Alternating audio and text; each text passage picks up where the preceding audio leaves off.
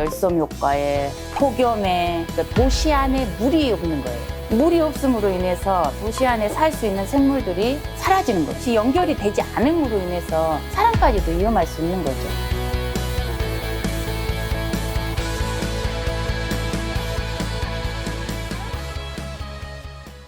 생각하시는 지속 가능한 발전이란 무엇이라고 생각하시는지?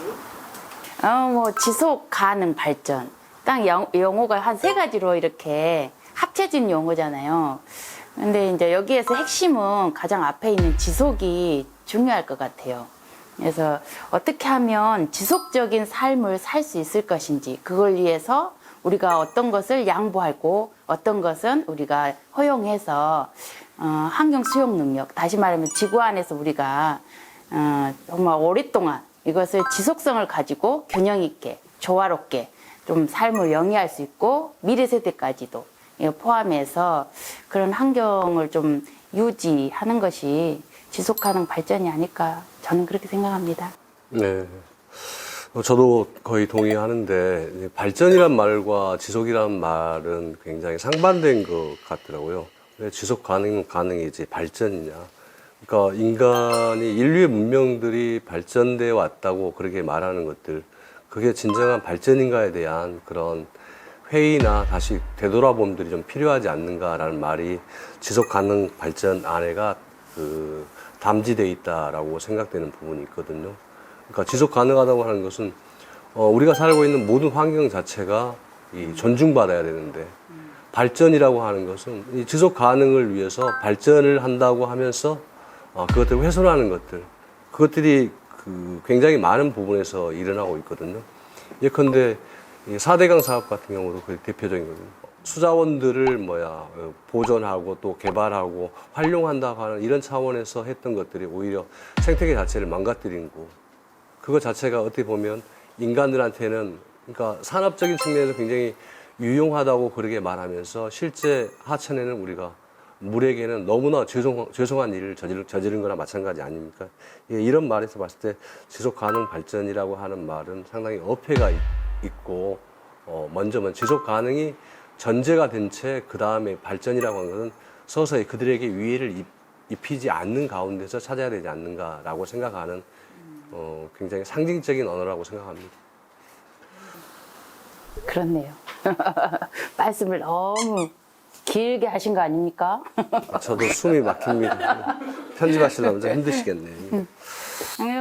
저는 간단하게 이렇게 말씀드릴 수 있을 것 같아요. 미래에도 인간이 사용할 수 있다면 이것이 지속 가능성이 아닌가, 이 자원을. 그런데 우리는 미래를 생각하지 않고 지금 당장 이거에 대해서 개발 위주로 가버리니까, 미래까지 생각 안 하니까 이것이 문제가 되면서 지속 가능하지 않는 그런 환경을 만들지 않는가 싶어요. 우리는 미래가 참 중요할 것 같아요. 지속 가능 발전을 위해서 생태계와 또 생물 다양성이 왜 중요하다고 생각하실까요? 우리가 이제 17개의 의제가 있잖아요. 그 중에 이제 육상 생태계하고 해양 생태계가 또 하나의 의제, 2개의 의제가 있는데, 이것은 생물 다양성 협약이라고 CBD 인데 aichi 목표가 있어요. 2020년까지 이것을 해양 생태계든 육상 생태계든 보호할 수 있는 면적을 이제 제시를 했는데, 이거하고 일맥상통할 것 같아요. 핵심은 뭐냐면 육지 면적의 보호 지역을 17%를 2020년까지 각 나라마다 공고하고 있어요. 보호 지역을 지정할 수 있도록.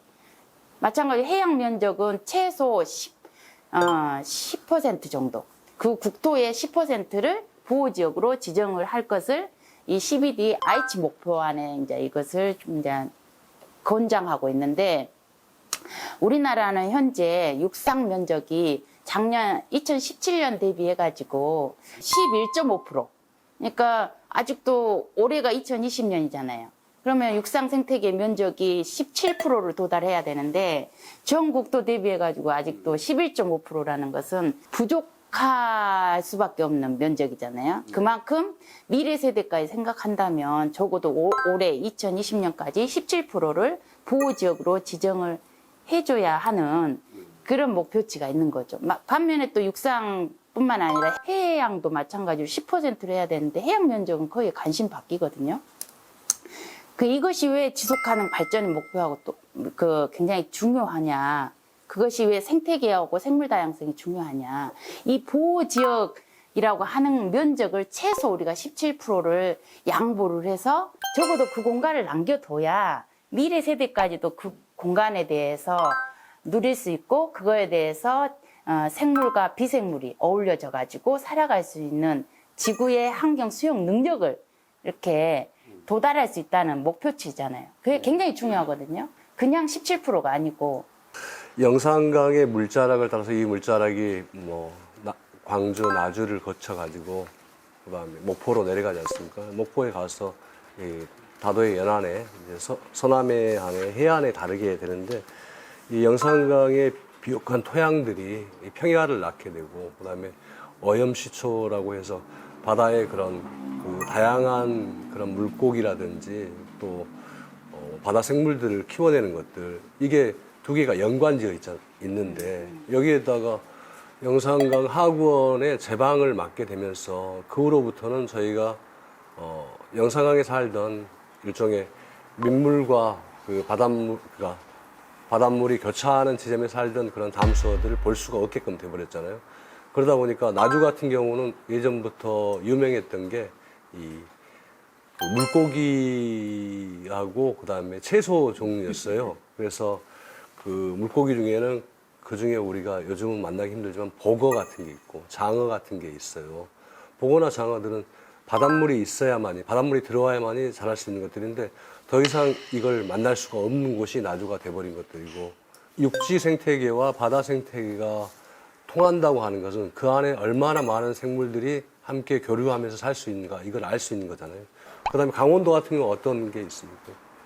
명태라고 해서 이 명태의 씨앗을 다 말릴 정도로 저희들이 과도한 남획을 했지 않습니까? 그러다 보니까 명태를 구할 수가 없어서 명태 한 마리 25만 원, 30만 원 주고 사가지고 다시 산란을 시켜가지고 다시 놓아주고 몇 센치 미만을 잡지 못하게끔 그렇게 만들었던 사례들 이걸 봤을 때 종의 다양성이라고 하는 것들, 생물의 다양성이라고 하는 것은 우리 생활에 굉장히 밀접한 관계들을 가지고 있다. 그렇기 때문에 육지 생태계와 또 해양의 생태계들이 같이 연결되는 지점에서 이들을 잘 보호하고 관리해 주는 게 저희들이 해야 될 역할이고 이를 통해서 종 다양성들을 확보하고 그 안에서 인간이나 또 생태계가 안전한 사회를 이루갈 수 있다라고 보여지기 때문에 저희들이 생물 다양성의 중요성들을 얘기하는 것들이죠. 벌이 사라지면 그 후에 4년 안에 인간도 멸종한다고 아인슈타인이 말했거든요. 벌이 사라지면 그만큼 4년 후에 인간이 멸종한다. 이 말은 굉장히 의미가 큰 거죠. 왜냐하면 생태계라고 하는 것은 생물과 비생물의 상호작용이거든요. 또 다른 말로 하면 생물과 생물끼리의 상호작용이에요.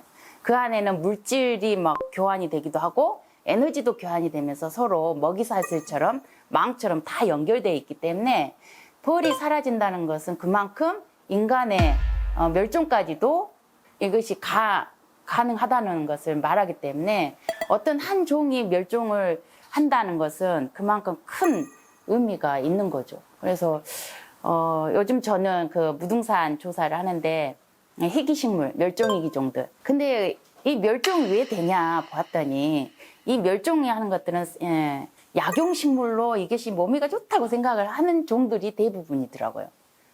예. 물론 서식지가 파괴돼가지고도 멸종되는 경우도 있고. 그래서 작년에 군부대 밑에 있던 백작약을 제가 모니터링 하려고 올라갔는데 이번 올해 파가버렸어요.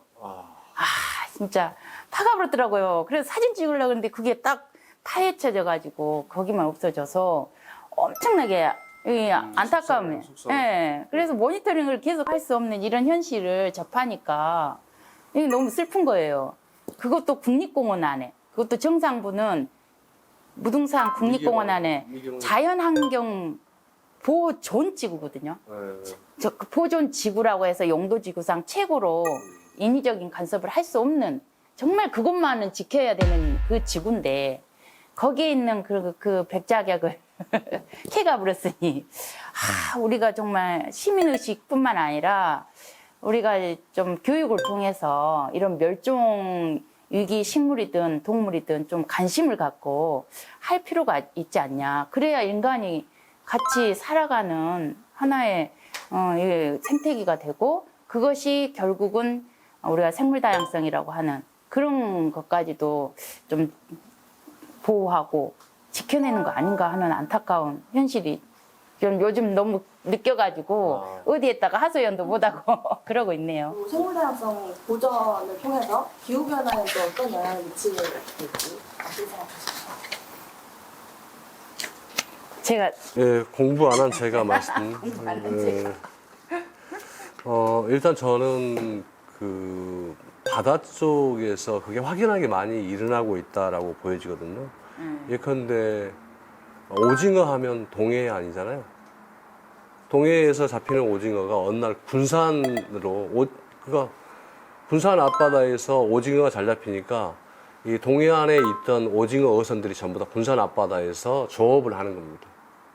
이것들은 물길이 바뀐 거, 그다음에 오징어가 살기에 적당한 수온들이 이쪽이 아니라 그쪽으로 바뀌었다고 하는 거. 물론 다시 회복하긴 했지만 이게 예상치 못한 기후 변화들이 생물들이 살 수 있는 환경들을 바꿔버린 것들입니다. 또 하나 우리가 산에 가면 가장 많이 볼 수 있었던 것 중에 하나가 할미꽃이었어요. 이 봄이면 할미꽃 많이 보잖아요. 근데 할미꽃을 볼 수가 없습니다. 그 볼 수 없는 가장 큰 이유 중에 하나는 산성비의 영향으로 할미꽃이 싹을 틔우기도 전에 말라버리는 그런 상황들이 벌어지는 것들입니다. 그렇기 때문에 기후에 대한 인간들의 이제 CO2가 특히 그에 큰 영향을 미치지 않습니까? CO2가 미치는 이 영향들로 인해서 우리는 굉장히 많은 부분에서 지각의 변화와 못지않게 생태계의 변화들을 겪을 수밖에 없는 그런 상황들에 직면해 있다고 볼 수 있는 것들이죠. 사실 생물 다양성이 굉장히 중요한 이유 중에 하나는 이런 환경 변화의 지표들이 사라지는 것에 대해서 예민하거든요. 예를 들면 개구리 같은 경우는 피부로 호흡을 하잖아요. 네. 숨을 쉬거든요. 근데 이런 애들이 물이 없으면 그 공간이 없어지면 피부 호흡을 할 수가 없는 거예요. 그러다 보니까 개구리들이 이것이 환경의 지표가 되는데 기후변화라고 하는 것은 광주에서도 말씀드렸지만 강프리카라고 할 정도로 열섬 효과에 폭염에 이게 반복되다 보니까 도시 안에 물이 없는 거예요. 물이 없음으로 인해서 도시 안에 살 수 있는 생물들이 사라지는 거죠.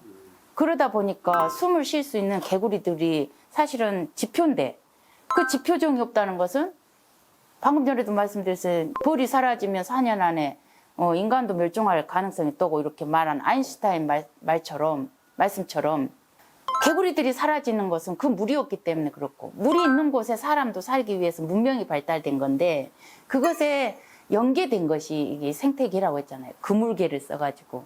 그러니까 이것이 연결이 되지 않음으로 인해서 사람까지도 위험할 수 있는 거죠.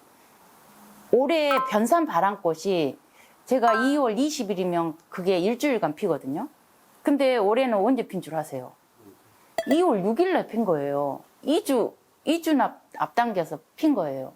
이게 기후가 엄청 올랐고 이런 것처럼 실질적으로 우리 몸에 딱 와닿기 때문에 기후변화가 결국은 개구리들한테 피해를 줄 수도 있지만 더 크게는 인간의 멸종까지도 이렇게 가능성이 있기 때문에 이런 것을 방지하기 위해서는 생물 다양성을 증진할 수 있는 방안이 마련해야 되는데 그것에 가장 많은 것이 습지. 물이 있는 곳. 그래서 도시 안에 물을 많이 담을 수 있는 물그릇을 담는다? 결국은 그것이 폭염을 줄이는 근거가 되고 그것이 기후변화를 잡는 건데 이것을 제대로 못하고 계속 이산화탄소를 배출해서 기후변화가 막 생김으로 인해서 결국은 생물들이 또 같이 죽을 수 있는 가능성이 높다고 생각이 들어요. 생태 가능성은 자연에 대한 인간의 조음이고 자연을 경외하고 또 함께 동반자된 관계들을 유지할 수 있는 그런 감각이라고 보여줄 수 있습니다.